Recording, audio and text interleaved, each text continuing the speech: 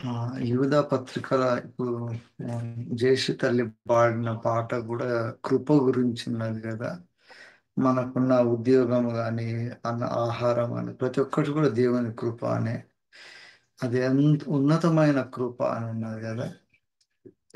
అయితే యూదా పత్రికల ఆ కృప గురించే రాస్తూ ఆ కృపని మిస్యూజ్ చేసినప్పుడు దేవుడు ఏ విధమైన పరిస్థితి ఉంటది, ఒక భక్తి పరులు భక్తిహీనులు కావడానికి దేవుని కృపని మనం ఎట్లా వాడుకుంటామో దాని మీద డిపెండ్ అయి ఉంటది.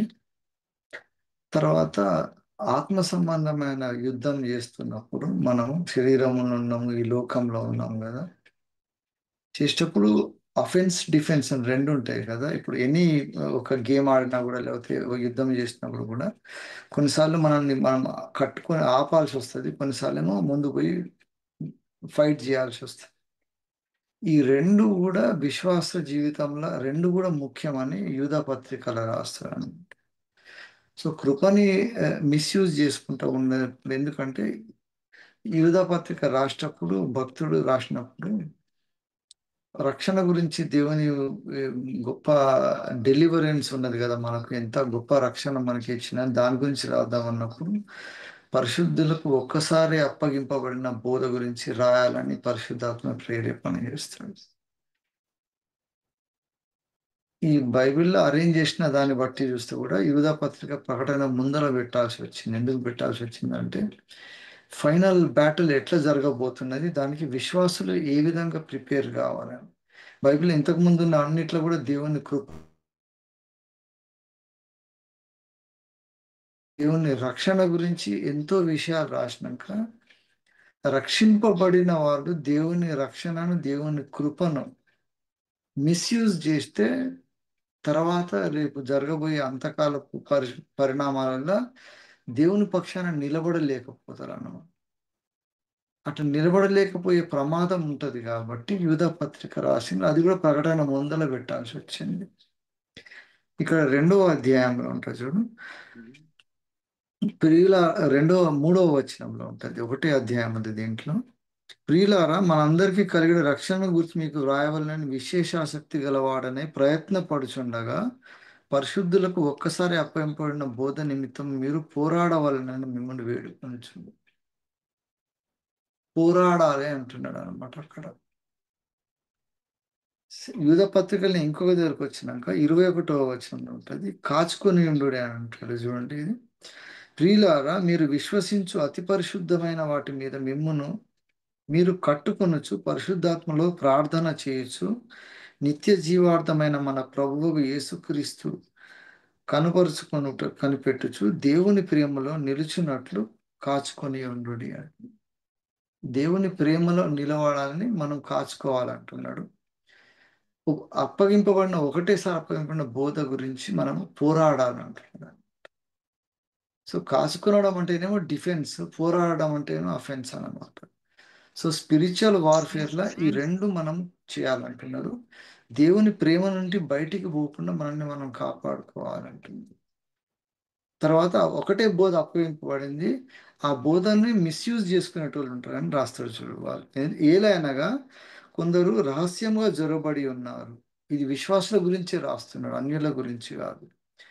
వారు భక్తిహీనులై మన దేవుని కృపను కామాతులతో దుర్యోగించుకొనచ్చు, మన అద్వితీయ నాథుడు ప్రభు యేసును విసర్జించుచున్నారు. కృపగల దేవుడు కదా అని దేవుని గురించి మాట్లాడుకుంటా క్రీస్తుని విసర్జించే తరం ఒకటి వస్తుంది, జాగ్రత్త. వాళ్ళు చేసే బోధ ఎట్లుంటది అంటే ఇదే అనమాట, దేవుడు కృపగల దేవుడు, ప్రేమగల దేవుడు, ఒకసారి రక్షించుండి మనం ఎట్లా చేసినా కూడా ఆయన మనల్ని తీసుకుంటాడని చెప్పేసి కామాతులతకు వాడుకుంటున్నాడు దేవుని. అంటే శరీరాన్ని దేవునికి ఇష్టం లేకుండా వాడుతున్నారు అన్నమాట. దేవునికి శరీరం ఎందుకు పవిత్రంగా ఉండాలి అంటున్నాడు అంటే, ఆ శరీరంలో నా ఆత్మ ఉంటది కదా, మీ దేహమే నా ఆలయం కదా, అది క్లీన్ గా ఉండాలి అని అంటున్నాడు. అందుకే పౌలు కూడా చెప్పినప్పుడు మనం కొట్లాడేది, మనము బయట సంబంధం దురాత్మలతో కొట్లాడుతుంటాం, మన శరీరంలో ఉన్న ఇచ్చలతో కూడా పోరాడాలి అంటాడు. కాబట్టి we have to be clean inside out, లేకపోతే అసలు మన ఆత్మ దేవుని లోపల ఉండదు. పరిశుద్ధాత్మ లోపల పని చేయనప్పుడు మనం ఏం చేసినా కూడా ప్రార్థన వీక్ అయిపోతుంది, ప్రార్థన ఫలించదు. అందుకని ఇక్కడ యూదా పత్రిక రాసినప్పుడు అంటున్నారు, పరిశుద్ధాత్మలో ప్రార్థన చేయొచ్చు అనే వర్డ్ యూజ్ చేస్తున్నారు. You should be praying in spirit అంటున్నారు. పరిశుద్ధాత్మ దేవుని ఆధీనంలో ఉండి ప్రార్థన చేయాలి, లేకపోతే తప్పకుండా మనము శరీరానికి లోబడిపోతాం. అందుకే పవిత్రంగా శరీరం ఉంచుకోవాలంటున్నాడు. అందుకని జారత్వానికి దూరంగా ఉండండి. ఇంతకు ముందు కూడా కొంతమంది దేవదూతలే అట్లా జారత్వానికి లోబడ్డారు. మనుషుల జారత్వం కాదు, దేవదూతల లోపల కూడా జారత్వం ఉన్నదని మనకు యూదా పత్రికలు చెప్తున్నాడు. సొదొమ గొమొర్రా తీసుకున్నప్పుడు యూదా పత్రికలు మెన్షన్ చేసిన అన్ని కూడా ఫిజికల్ గా దేవునికి వ్యతిరేకంగా ఉన్న వాటిని ఖండిస్తున్నాడు అన్నమాట. పడిపోయిన దేవదూతల గురించి మాట్లాడుతున్నాడు. వాళ్ళు వచ్చి నరుల కుమారులతో కలిసి పరశరీరానుసారులైరి అని అంటున్నాడు. వ్యభిచారం చేసిందంట వాళ్ళు కూడా. మనకు ఆది కాండం ఉంటుంది, ఎక్కువ టైం లేదు డివోషన్ లో ఫోకస్ చేసేది. Why we have to cleanse ourselves. మన ప్రార్థనలు దేవుడు అంగీకరించాలంటే, పరిశుద్ధాత్మను మనం ప్రార్థన చేయాలంటే, ఆ పరిశుద్ధాత్మ మన హృదయంలో ఉంటాడు కాబట్టి ఆ హృదయాన్ని కల్మషం లేకుండా చేసుకోవాలి. అట్లా చేసుకోకుండా మనం చేసే ప్రార్థనలతోటి ఫలితం ఉండదు అంట. అందుకని అంటున్నాడు, నీతిమంతుల ప్రార్థన బహుబలమైనది అని ఎందుకు అన్నాడంటే, ఆ నీతిమత్వం రావాలంటే యేసయ్య లేకుండా రాదన్నమాట. అయితే ఆ యుధ పత్రిక రాసిన కాలంలో కొంతమంది దేవుడు దేవుడు దేవుడు అని దేవుని ప్రేమ గురించి మాట్లాడుకుంటా, దేవుని కృప గురించి మాట్లాడుకుంటా వాళ్ళు శరీరంగా భయంకరమైన పాపం చేస్తున్నారు అన్నమాట. అందుకనే ఓపెన్ గా రాసింది. అందుకే పోరాడండి అటువంటి వాటితోటి అంటున్నారు. మన ప్రార్థనలో నిశ్చయత దేవుని సన్నిధిలో ఉండాలంటే మనం కాపాడుకోవాలి. దేవుని ప్రేమలో పరిపూర్ణంగా ఉండడానికి మనము దేవుని ప్రేమలో నిలుచున్నట్లు కాచుకొని ఉండు అంటాం. దేవుని ప్రేమ నుంచి దూరం కూడా అవుతాం అనమాట.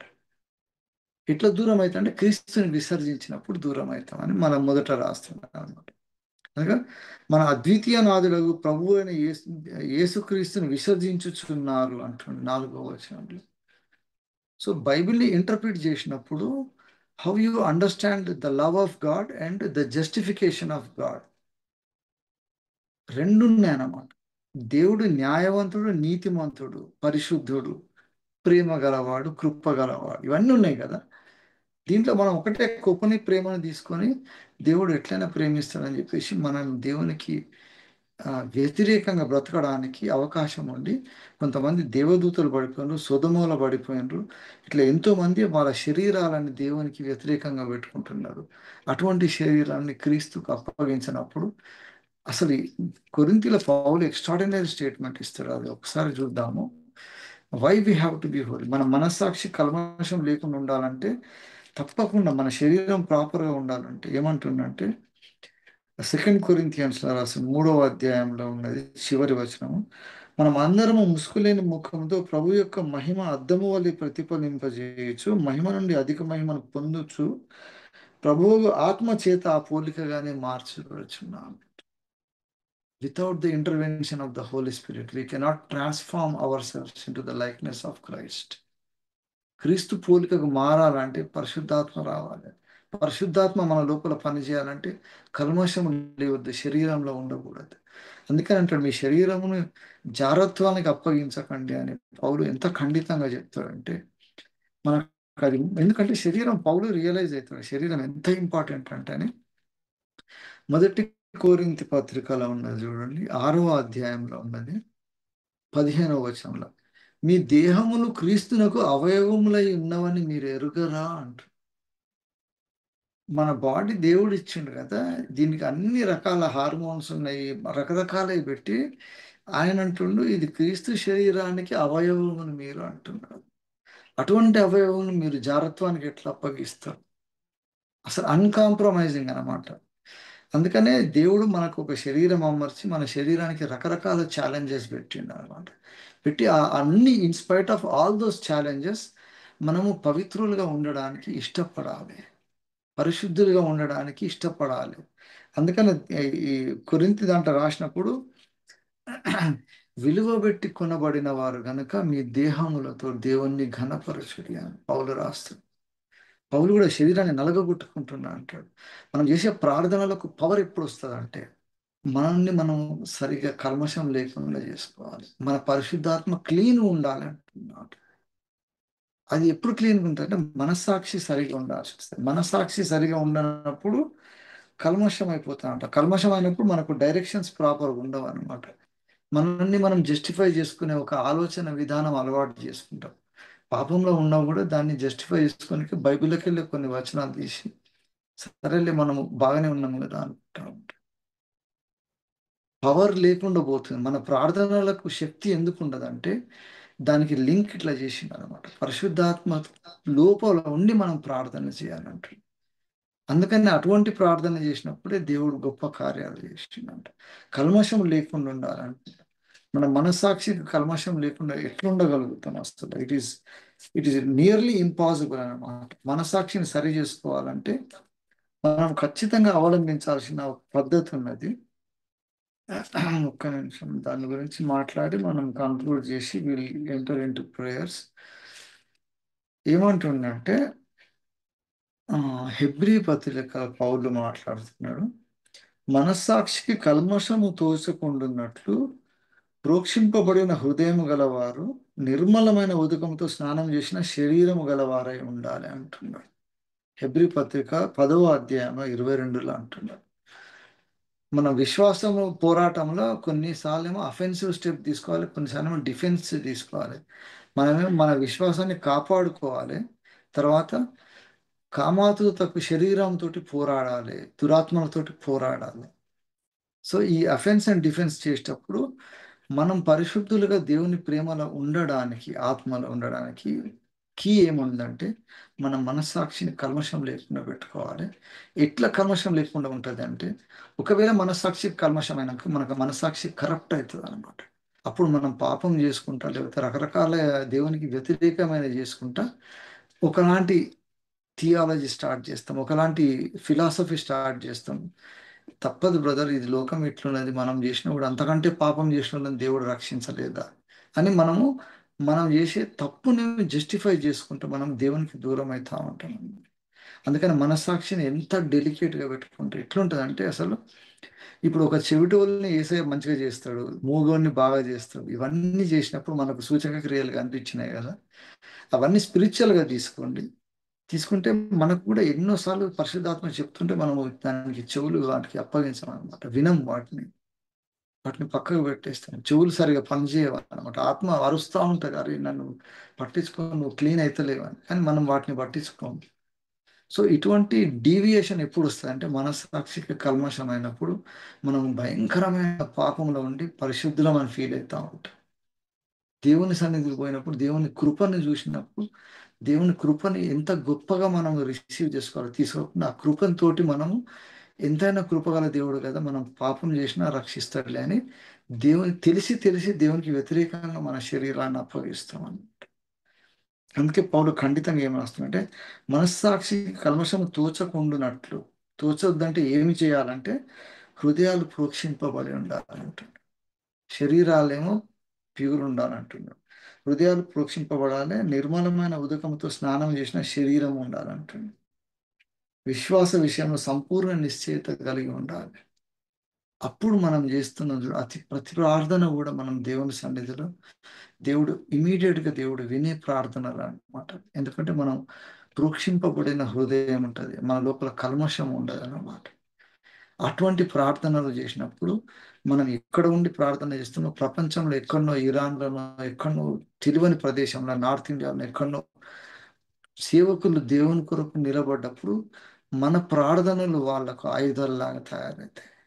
మనం చేస్తుంటాము ప్రార్థన, ప్రభువా ఇక్కడ పరిస్థితి ఆశ్చర్యకరంగా దేవుడు గొప్ప కార్యాలు చేయడానికి ప్రార్థనలే మూలం అన్నమాట.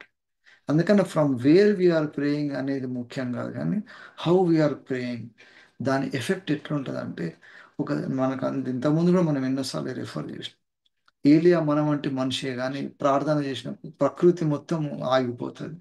వర్షం పడమంటే పడుతుంది, ఆగమంటే ఆగుతుంది. సంఘము ప్రార్థన చేసినప్పుడు చెరసాల సంఖ్యలు తెగిపోతాయి.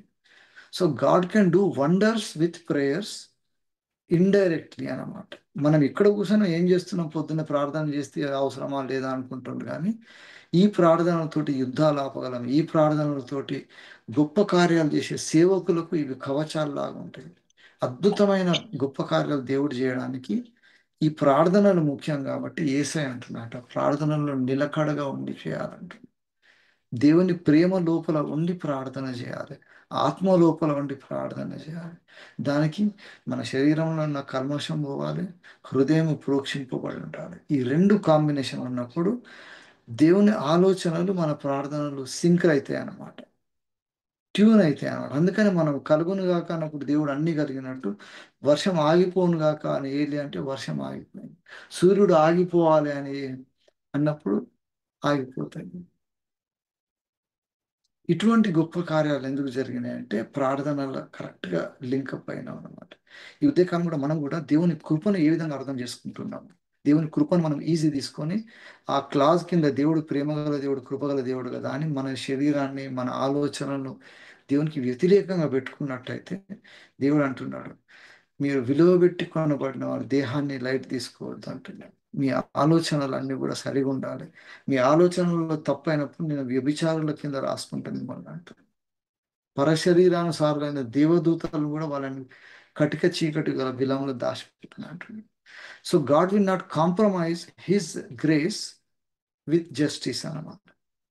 దేవుని నీతి న్యాయానికి దేవుడు కాంప్రమైజ్ కాడు. కృపకు ఏ విధంగా ఉన్నదో, దేవుని ప్రేమ ఎంత ఉన్నదో, దేవుని రోషం అంతే ఉన్నది, దేవుని న్యాయము కూడా అంతే కాదు. అందుకని సొంత కుమారుని కూడా తన్ని ఎందుకు అప్పగిస్తున్నావు, నన్ను నీ చిత్తమైతే గిన్నె తీసేయరాదా నా నుంచి అని అడిగినప్పుడు దేవుడు కాంప్రమైజ్ కాడక, తెలుసు నా కుమారునివి, నువ్వు పవిత్రునివే, కానీ పాపాన్ని భరిస్తున్నావు కాబట్టి we have to justify that అని కుమారుని అప్పగించిండు. తండ్రి అయిన దేవుడు ఎంత ఎంత ఎంత ప్రేమ గల దేవుడో అంత కఠినమైన తీర్పు ఉంటుంది అన్నమాట.